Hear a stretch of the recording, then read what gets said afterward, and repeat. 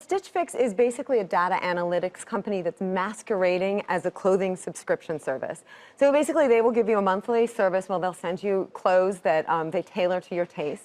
But what they have running underneath it is a really sophisticated data analytics operation that finds out what clothes you like, what will fit you well. They'll find out clothes that you didn't even think were sort of in your style. What they also do is give that data to their partners, their fashion brand partners. So in a very tough retail environment, they're helping these fashion brands figure out what clothes are striking with consumers. Now, I had no idea about that piece of it. And now every day that we ask about companies, it feels like they say, well, we're a ticket company, but really we're a data collection business. This one truly is, though. Want to ask you about Apple, Yeah. which used to be #1, as I understand, and is in what place now? It's in the 17th spot this year. Last year was #1, but that was coming off of a huge year where it released 4 groundbreaking products: the Apple Watch 3, the HomePods, the AirPods, and the iPhone 10. Last year, they didn't really break new ground with their devices, and hardware sales were sluggish.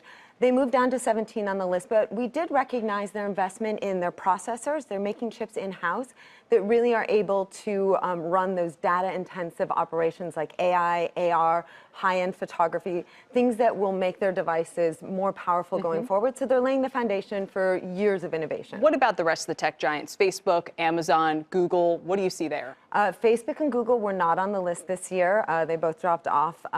We do have Amazon on there, but for Twitch, not for Amazon proper.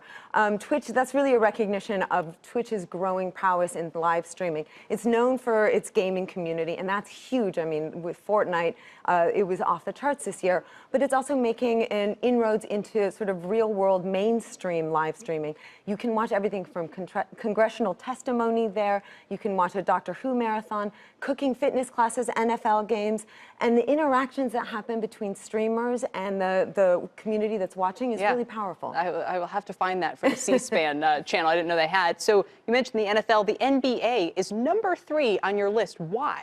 Well, NBA is exciting for the way it brings fans to the game. It's setting new records for fan attendance, but it also is reaching people around the globe. So the NBA was really smart and very early to bring esports in-house. So it has 21 teams for the NBA 2K League. And what's exciting about that is that people around the country, around the world, who never can actually get to a game, will engage with the sports, will engage with the team and the individual players and feel really connected to the sports. They've also been very quick to embrace micro-betting, real-time micro-betting in-game, that sort of FanDuel dynamic. And what's interesting about that is that it keeps people watching the game in real time, live, not watching the highlight reel afterwards on Bleacher Report, but watching it live so that they can place those bets. So they're very smart, forward-thinking about the way they use technology, and they also embrace their players' personalities and politics, and that also keeps fans excited. Well, you've said it all. The last thing I'll mention, #2 is Grab, the Singapore ride-hailing company. #1, say it for me.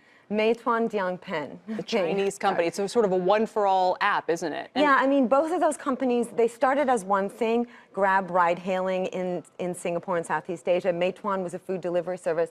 And then they've piled on lots of other services. So you can book travel, you can book movie tickets on Meituan, you can book a hotel room, all sorts of things. They would be the equivalent of like 6 different apps in the States, all rolled into one. In China, you get it through one service. It's fascinating, a great sort of state of play of technology right now. Amy, thank you so much for coming.